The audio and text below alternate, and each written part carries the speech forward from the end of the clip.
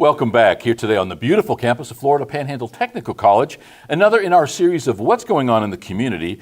Certainly it's springtime and there are a lot of activities going on. We've got the grand opening of baseball, softball, and t-ball going on all around the region. We have got activities such as farmers markets. You know, we had a very cool March, which came right after a very warm February, kind of a backward situation. A lot of farmers don't even have things planted yet. Others have lost some in the later freezes. So, but those activities are still going on nonetheless. As a matter of fact, in Marianna City Farmers Market, having their soft grand opening, kind of a meet and greet. Make sure that you look at your calendars for that. An opportunity to meet some of the local farmers in the area, and even though they may not have a lot of produce to sell, an opportunity to meet those folks with whom you can do business locally going forward. Our guests today are from Sunland Center. We have Beth Basford and Maria Johnson, both involved with the fourth annual Art in the Park coming up soon on the 4th of May. When we come back, we're going to talk to Beth and Maria about this event. It seems like just yesterday you were here for the first time talking about the inaugural episode of that event. When we come back, we're going to talk about Sunland Center in general. We're going to talk about Art in the Park, perhaps even talk a little bit about their soon-to-be upcoming, just around the corner, Fall Festival that comes up at the end of the year. In any case, lots of activities at Sunland Center.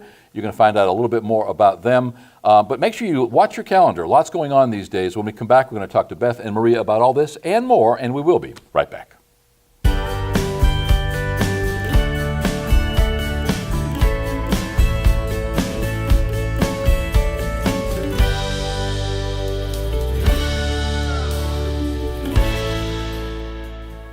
Welcome back. As mentioned, our guest today is Sunland Center. We're here with Beth Basford and Maria Johnson now to talk about Art in the Park. Before we get started with that, let's talk in broad strokes about Sunland Center. Maria, I know that you head up the arts department, if you will, longtime proponent, longtime artist in the Marianna area. Yes. You guys have a fine eye on the arts, and it works in very, very well with your rehabilitative programs with your residents at Sunland. Talk about the importance of the arts within that program of trying to bring some of these folks into the mainstream of what we all deal with every day. Right. Well, it's excellent for dealing with behaviors. When people don't have anything to do, they usually wind up getting in trouble. And when you create and you're proud of what you do, it builds self-confidence, gives you the opportunity to explore your inner artist. And I think everyone has one. I truly believe that. And if nothing else, it gives you something to enjoy in life. It adds color to it, literally.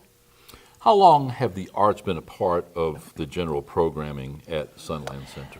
Well, they have always had it in the learning centers as part of their activity, but me teaching and having actually a place to teach that's been made available is 2 years at the Hub, which is what we call the art department, and before that, Art in the Park.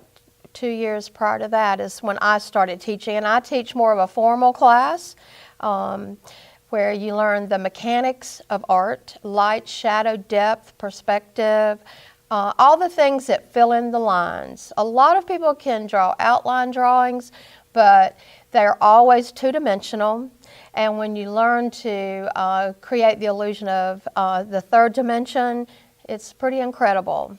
So changes your art a lot. So not that long from a formal perspective. Right, right. Beth, we've had the opportunity to work with some of your staff, certainly with your superintendent, Jerry Williams. We've been down to Risch Park. We have spent time on your campus. We've attended many of the fall festivals. Even before we met you guys, had been to those events. Talk a little bit about, in broad stroke, what is the mission statement of Sunland Center?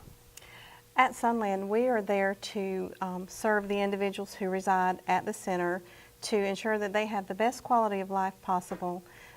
We believe that every individual is worthy of dignity and respect, and so that encompasses a lot of things, whether it's their daily care, their healthcare needs, recreational needs, educational needs, there's so many things, so many aspects at Sunland that really impact the whole person. And so that's what we're there for, is to serve them and to make sure that they have a wonderful quality of life. Many of your residents at Sunland have developmental disabilities. Yes. Some of that transcend to the physical. You have others who are very high functioning and who can literally take care of themselves. But you have a wide gamut of people for whom you care. We've had this conversation in the past. Not that many years ago, the ratio of residents to staff was just tremendously skewed. You had a lot of people cared for by just a few people. Now it's just the opposite. You've got a huge staff taking care of that group of residents, and more one-on-one, more opportunities for staff to work with very small groups of people. I'm sure by now they've been able to quantify the differences that has made. From your findings, has that made a difference in being able to mainstream some of these residents who up to that point may have not had those opportunities because of that closer contact with staff? I think so. We are a 24/7 facility, so we have 3 shifts of staff that work in the direct care field, where they are in the homes with the residents, and they provide the hands-on care every day. And then we also have outlying staff in various departments, in the vocational departments, such as in Maria's department, where they go to work, they have recreational activities, so they really get a broader spectrum of care, I think, maybe than years ago when the center first opened, when you had such high numbers of residents. And now we're able to really fine-tune that and meet the needs that they have and interests that they have, such as art. Sunland is under the umbrella of APD, Agency for Persons with Disabilities, Yes. in the state of Florida. That's right. We've had the opportunity to meet with Tom Rankin, one of the deputy directors. Obviously, we've had some pretty good conversation with Jerry Williams, currently the superintendent.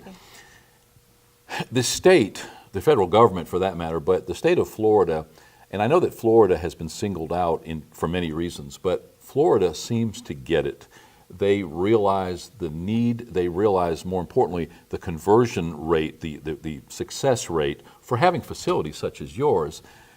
It's a sterling example of what not to do from years ago. It wasn't that long ago when people went to a nursing home to die, basically, and now they go to a nursing home to live. Yes. A facility such as your own at one time may have been called a state hospital or even a mental hospital.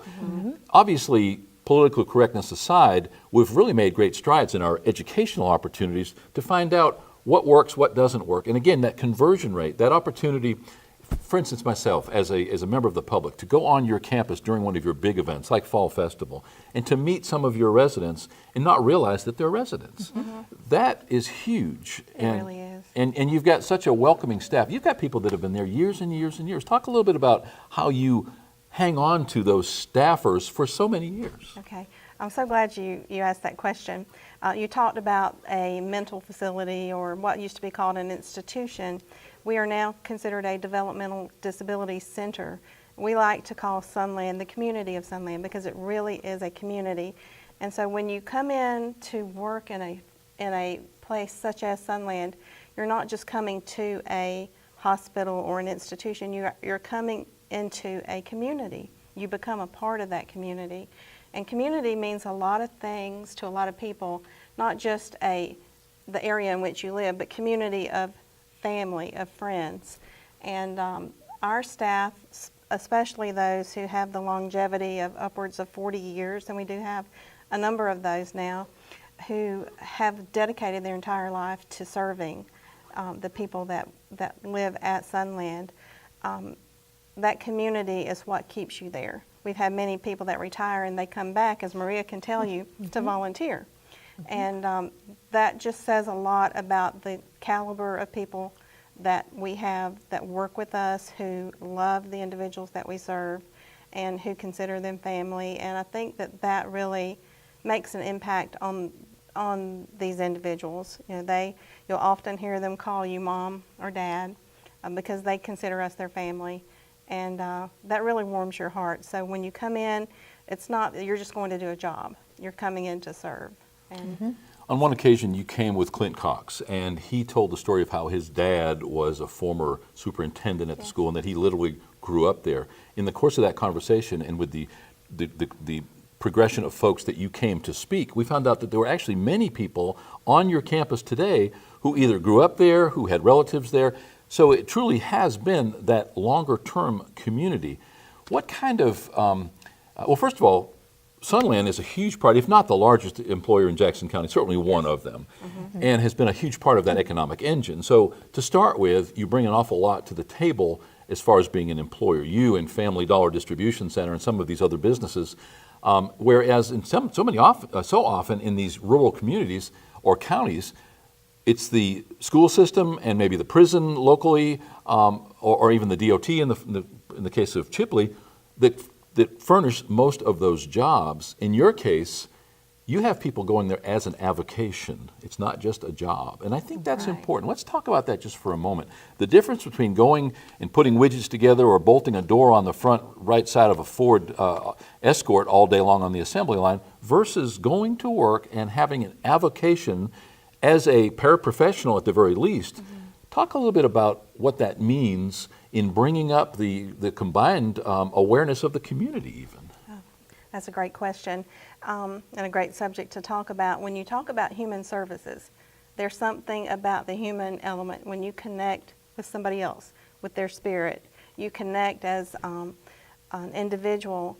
And sometimes, you know, it may be someone who functions on a lower level, but when you can connect with them and you get that smile, that can just make your whole day. Or you're able to help them in a daily living skill, or in an educational setting where they're learning a new skill or a work skill.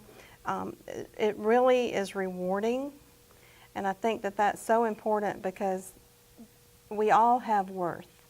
And to see that you can emphasize that with the people that, not only your coworkers that you work with, but the individuals that we're serving, that their worth is important. It's very rewarding work to be involved in.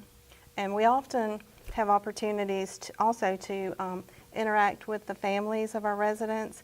And when you know that you can share something with them about their loved one that maybe they didn't know, maybe you send them a photograph from an event and say, hey, you know, we snapped this great photo of Catherine, and you get the email back and they're just thrilled. That does something for that family, but also for you, because you know you made a difference. And speaking from a mama's heart, I know I'm thrilled when I see pictures of my children or my grandchildren. And so to be able to share things like that and connect with the people that we serve and their loved ones is very rewarding. It hasn't been very many years that conditions such as autism or Asperger's and a whole plethora of others have been recognized as anything other than opportunities for tucking that person away, making sure that they were clothed and that they were fed, and that was the end of it. Obviously, different world now, and we are successfully bringing some of those people, a very large number in some cases, into mainstream life where they are functioning, they have jobs, they have families. Even in your own case on Sunland, you have couples who are dating, or who, I think you even have some marriages, if I'm not mistaken. No marriages? No marriages. You couldn't tell that because you're walking around holding hands and things. Right. So, but I mean, the bottom line is that they are functioning in a normal society versus just being tucked away. That's huge. You know, our nursing homes have gone that way, and everything else in life should certainly go that way. Forgive me, Maria, for getting sidetracked, but I think it's important to lay a foundation, to explain the philosophy, to explain the culture of what Sunland Center is all about, or about what APD is all about, in order to understand what we're really here to talk about, which is your upcoming event.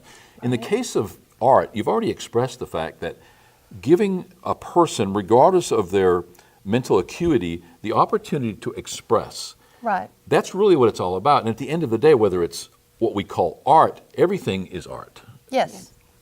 Performing art, language arts. Language arts.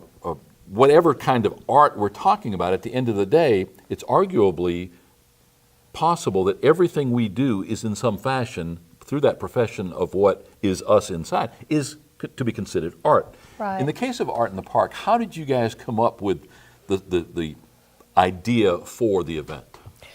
That was Superintendent Williams.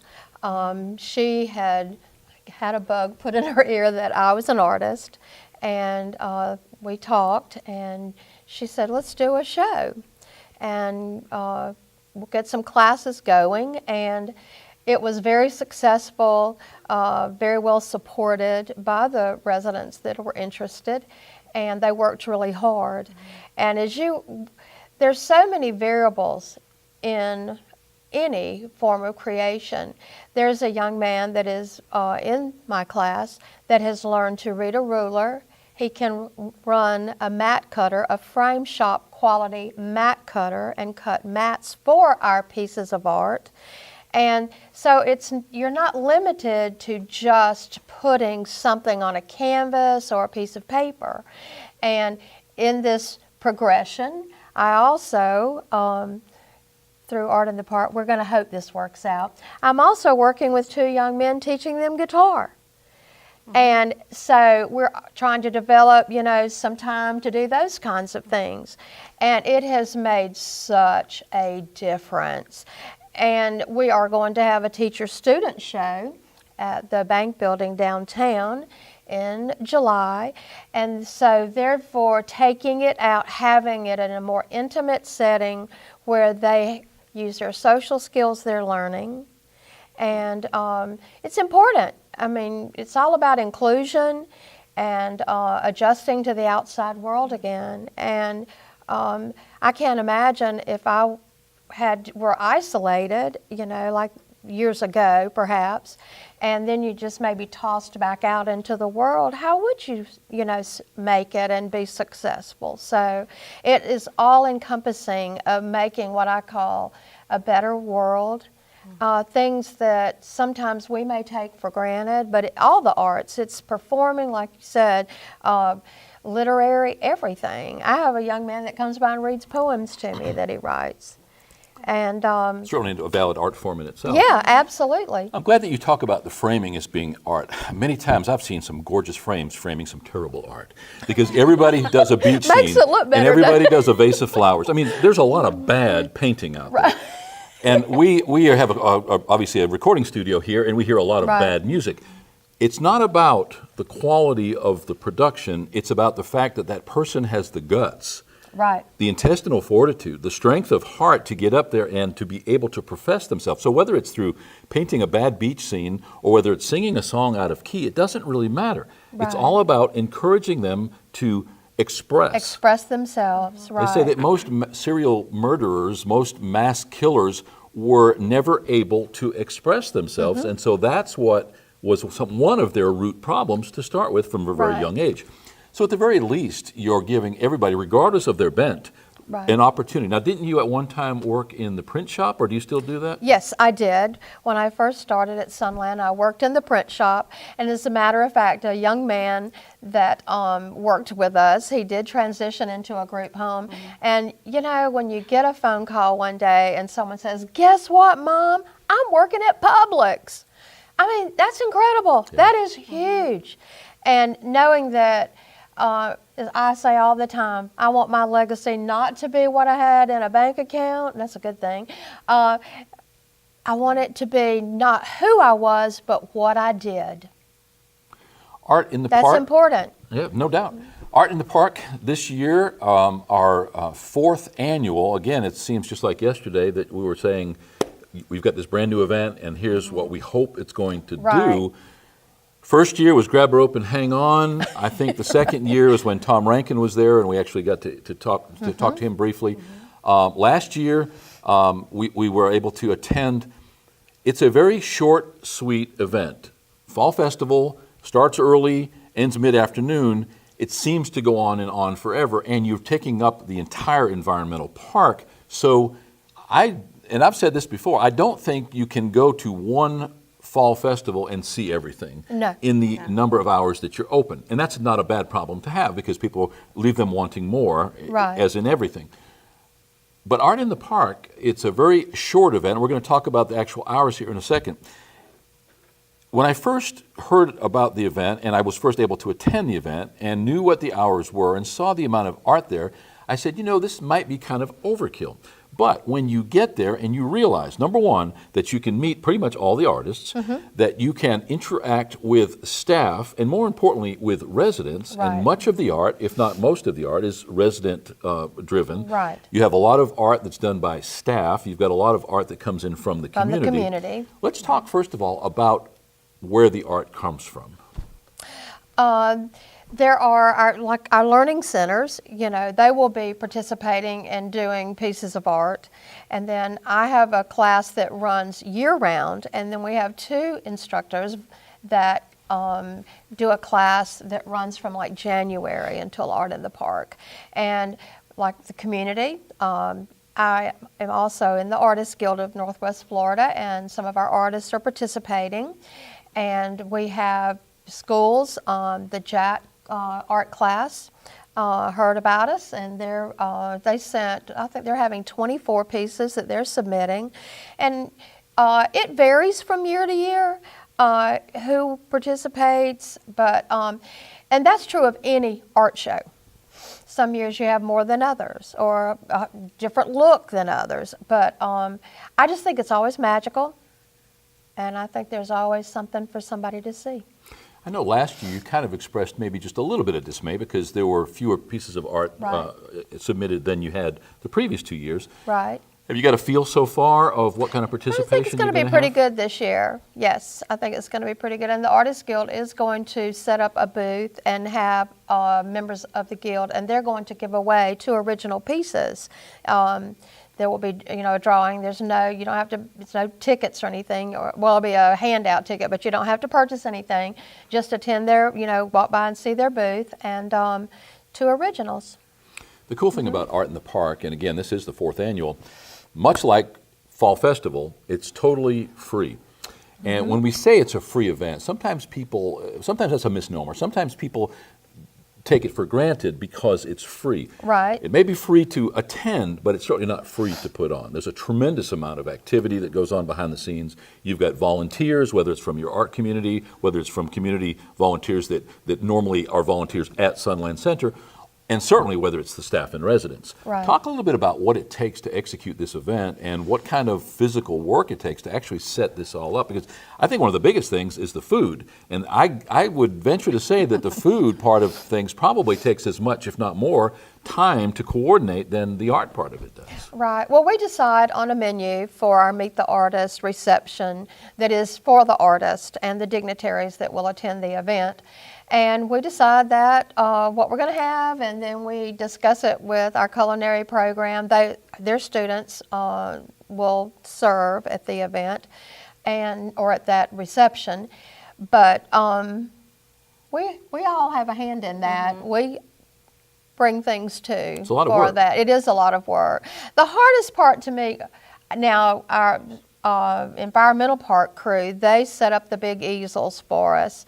But I would say the hardest part is preparing the art, because at the last minute you're going to have a good many things that needed to be framed, matted, and everything is, like I said, measured, shrink wrapping. So I think last year I was there till about 1 a.m. the morning of the show. So did you just stay? Did you sleep? No, I didn't. No, I went home. I had to go have a shower the next What morning. are the hours of the event? It opens to the public at 10 a.m. until 2 p.m. So 4 hours.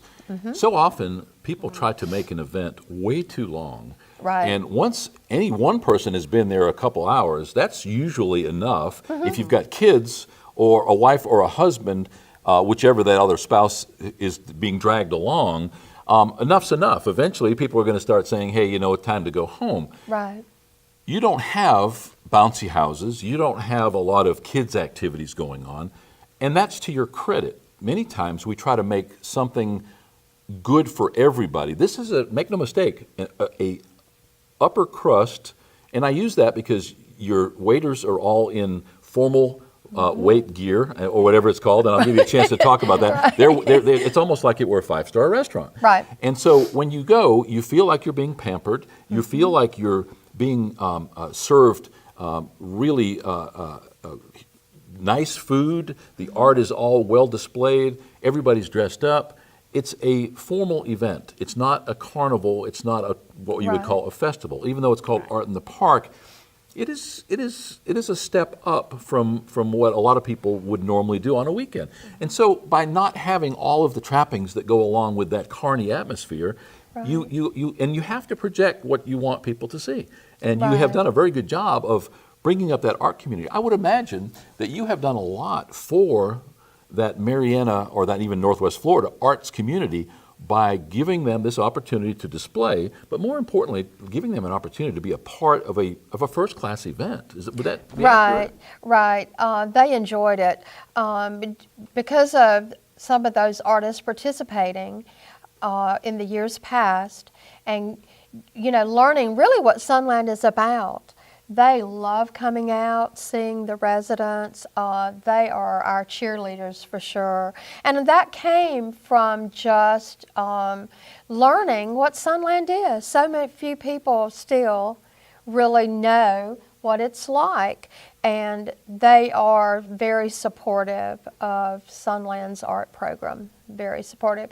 Matter of fact, there's a gentleman that was a fine artist from Chipley, Mr. Jerry Whitson, and his wife Janelle donated all of Mr. Jerry's things to our art department, and I knew her through the Artists Guild. And we've just had a lot of people that have taken an interest in that program. I was able to experience exactly what you're talking about when you talk about the pride of ownership or pride of the creator of the art, because of every time I've gone, there have been a handful of your residents who have made a point to single me out. First of all, carrying around a big camera, they want their picture taken, but they always want to show off their work. So I think that the ancillary value here to your residents, and obviously to their families and even to the community at large, is that sense of ownership, that sense of pride, that sense of being a creator of something out of whole cloth. Right. Because to start with, all that was a bunch of paints or pigments and some blank canvas or whatever their medium is. Right. And they've actually been able to accomplish, to grow, to call themselves an artist at the end of that exercise. Right. Again, fourth annual, what are you doing different this year? Is there anything you're rolling out, any new attributes to this event? Well, we hope that it will go as planned, but there's a young man that resides at Sunland that is an excellent dancer and a performing art. So I have invited him to do 2 different pieces, and if you miss that, you will have missed something really a treat, because he is fantastic. I tell him all the time, why aren't you doing that on the streets? So, song and dance man? I mean, you would think that you were watching Michael Jackson. He is really incredible. See someone spin 360 6 times and land in front. Hey, he's kudos from me, because I sure couldn't do that. Well, I'm it's there. amazing. Make sure you give us a heads up while we're there so we can set up a video camera. Yeah, we'll announce it. Yeah, he's really, really something. In the past, you have used this as an opportunity to showcase your own family, and you've had some of your sons playing guitar. Will Yes, they be providing they entertainment? will be providing entertainment again. Okay, yes. I would imagine their price is right. Yes, it is. It is. Were they originally brought in as voluntolds? I mean, did you Voluntols, that's a good one, yes. Yes, I asked them, and when they left the first time that they played, they said, "Mama, we totally understand why you love it here." And that makes you feel good too, when your children can recognize the benefits of what an act of kindness or giving from your heart means to people. Beth, what's new at Sunland? We've had the opportunity to talk with you and other staff multiple times. Anything of note going on that the public, of which the public should be aware? Anything that you want to add to the conversation? There are a couple of things I'd like to talk about that really aren't a part of Art in the Park, but they are the performing arts. This past year, several of our ladies in our recycling department decided that they wanted to work with our residents to do a play, a theatrical production of Little Red Riding Hood, and it was phenomenal. I can't find the words to tell you how great it was. All of the props were made from different products that come through our recycling department. Beautiful. The residents learned their lines and took ownership of them, and it was just wonderful to see them just come to life as a character in Little Red Riding Hood. And it was just, we had a number of people from the community that came, residents, family members, and to see that and to see them express themselves in that way, and the creativity of how they interpreted that particular character, or the creativity of the stage was just like nothing you've ever seen. Was this spawn something that will be Yes. a regular part of your activity? So this year they are planning Wizard of Oz. Wow. And I have not heard all of the details about it. Maria probably has. Well, they had wanted the art department to do the set this year, Okay. so It's we'll great. be working on that after. James said after Art in the Park, Maria, after. So is Art this, in the Park. is in both these cases, are these private performances for Sunland staff and residents only, or is this something Well- that you're inviting the public? It's staff and residents, but we're really hoping that we can bring in more from the community to come see it, because it's at a level that you just can't believe. It's just that great, and to see it, it just will take your breath away. Well, if nothing else, invite media in so that you can tell the world about this, Right. at the very least. Right. Does somebody So- videotape it so that you've got that Yes, for? we did have a videotape from last year. Royce Reagan handled that for us, and it was very, very great. So that's something new that's outside of Art in the Park. But circling back to Art in the Park, we're going to have a collaborative art piece that will be, I'm not sure how it's going to be displayed, whether it'll be part of a backdrop or maybe just part of the art that's going to be displayed. But we have hands that staff and residents have painted, and they're going to be fashioned together to create a sunburst to represent Sunland, and the title will be Out of Many We Are One. And we just think Love it. that's a great way to draw our staff in, because not all staff come. We'd love to have more people come, but it's a Saturday, so you know that you're asking somebody to come and give up part of their weekend. And if you've to got be 3 there. shifts, there are some people that just have to Some get people sleep. that are there, they're working, so they're going to come anyway. But others, we want them to, if they haven't had a chance to see Art in the Park, that this is a part that they're getting involved in beforehand, and we're hoping that will encourage them to come, bring their families. But it'll just be a piece that will be a keepsake for us, really, so to speak, because it's going to represent residents and staff, and we think it's going to be really pretty. We're excited Not about to put that. you on the spot, and so we're not looking for exact numbers, but roughly how many residents do you have right now at the Marietta Sunland Center? Resident art or residents at Sunland? Yeah, how many residents do you have right now at the Marietta branch of Sunland Center? Ballpark. It's around 250, I believe. Okay, and how many staff, ballpark? Oh, goodness. Probably in the high 700s, 800 maybe. So you've got a ratio right there of around 2 to 1. Right. Although all of that staff probably doesn't have hands-on connection with residents every day, but certainly for every person that does, you've got 10 support staff that are behind the scenes doing laundry or cooking or as you point out, you're a small town unto yourself. So right there, you've got over 1,000 souls on that campus. Obviously, you've got 3 shifts, so they're not there all at the same time. But you've got a huge number of people that expect to eat regularly every right. day, who have laundry in the case of the residents. What amazes me, and what I didn't know until the time we started talking to you more in depth about Sunland in general, was that you have, just like the print shop, you have many of your departments that are actually staffed by residents. So from an occupational therapy point of view, you're teaching them a trade or a craft. Over the course of time, they may learn multiples, so that if they are given the opportunity to be able to have some outreach into the surrounding community, they are trained. They do have some sort of a career base from which to work, that they could, just like that young man that called you and said, hey, I've got a job. Got a job. Would you say that's accurate? I mean, Yeah. does this Oh, give- absolutely, absolutely. That's why it was important to me, that if it's something that might not, be directly, a form of art, say, there are ways. I worked with when I first started at Sunland. I had a resident, a young lady that could not read. And every day she wanted me to read the lunch menu. And after many, many days of sounding and learning, she learned to read. And a staff was with her one day, and she was kind of mischievous. She said, "Would you tell me what we're having for lunch?" I said, "You tell me." And she said, "Okay." And the staff said, "Well, you know you can't read." And she read it. And they were just blown away.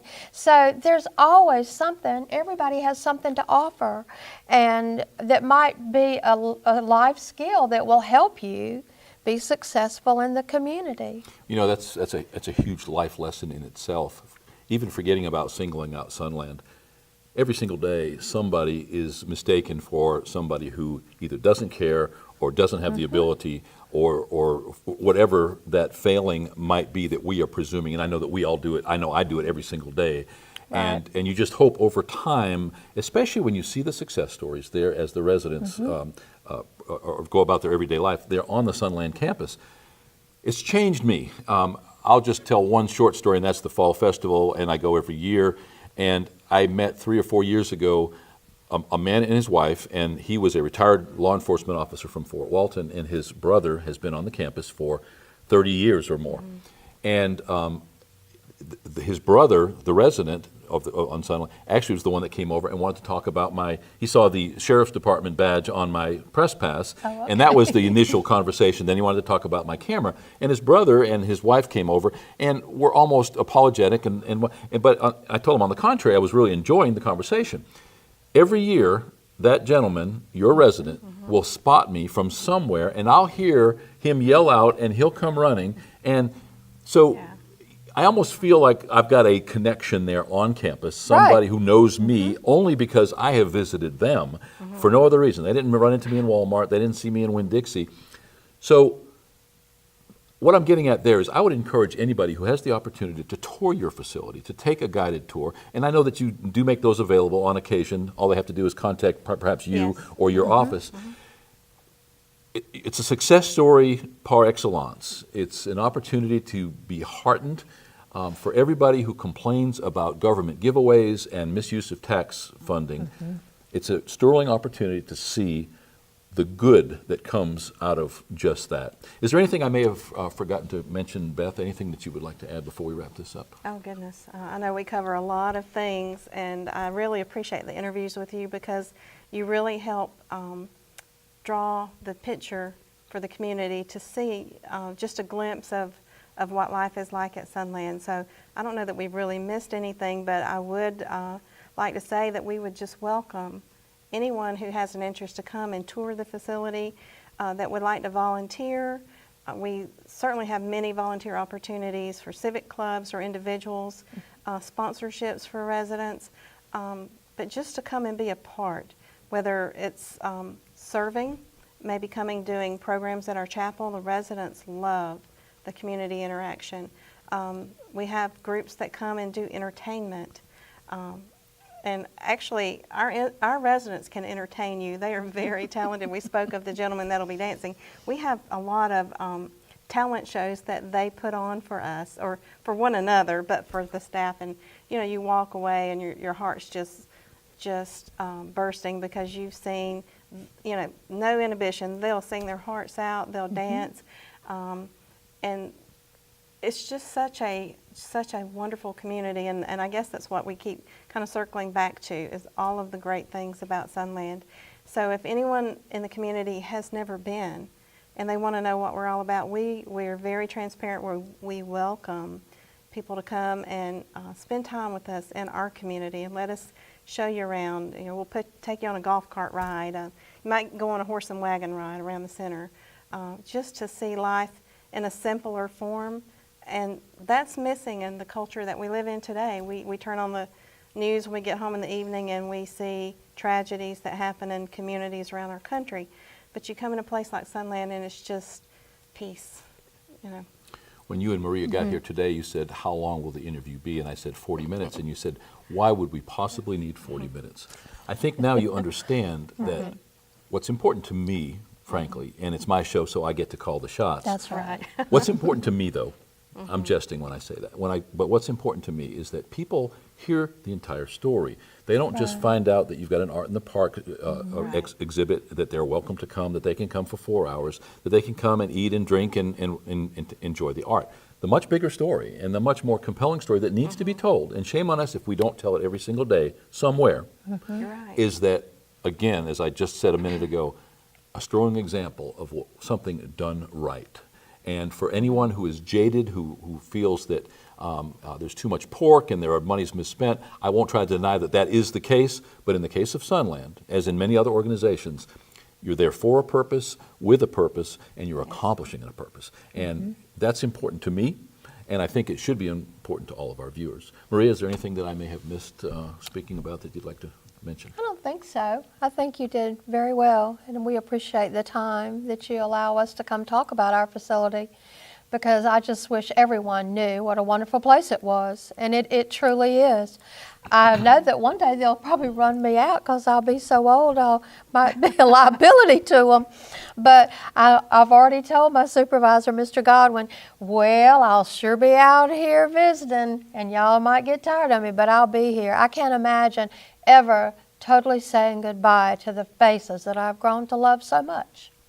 Thanks so much for taking the time today. Thank you so much. Thank you. We're talking about Saturday, April 5th, the 4th annual Art in the Park. It's there in the Environmental Park at Sunland Center in Marianna, Florida, adjacent to the Industrial Park, adjacent to the airport, Catalyst, Fabric Solutions, right there in the Industrial Park, right next door to Sunland. If you're familiar with any of those, you can certainly Google it. If you're not, and find it very easily, Sunland is not something that you can ignore. It's a very large chunk of property. Yes. You point out that a lot of people don't know about it. That's because it's pretty easy never to go through or around or by Sunland if you don't deal with that area in Right. Marianna.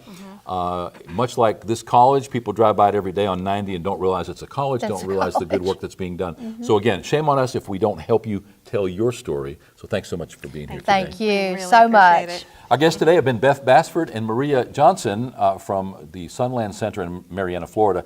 We're talking about the 4th annual Art in the Park. It's a celebration of art, more importantly, of people. It's one you have to experience. We'll be right back.